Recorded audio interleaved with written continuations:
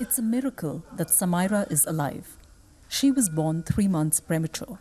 She weighed less than a kilogram and was so fragile that her mother, Priyanka Batra, was not even allowed to hold her.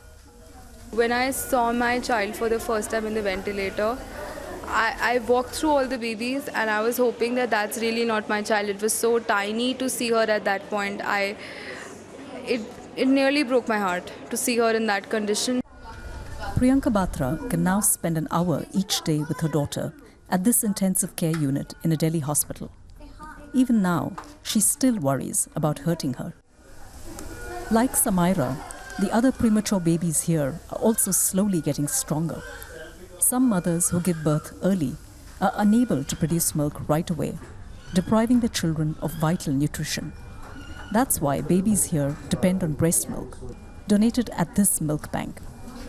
It's the first of its kind in the Indian capital. Milk donated by nursing mothers is screened for infections, pasteurized, and stored in sterile conditions. Every month, the bank gets around 45 liters of milk, intended primarily for premature babies. But it's still not enough to meet the growing demand for the so-called liquid gold. Co-founder Dr. Raghuram Mallaiah says most people simply don't know enough about the issue. I think the secret of trying to get more and more donations is to try and make more people aware that such a facility exists. We also try and work this out by talking to other doctors like the pediatricians, the gynecologists, to explain to them that there is a way that they can tell their patients to donate milk if they do get excess milk.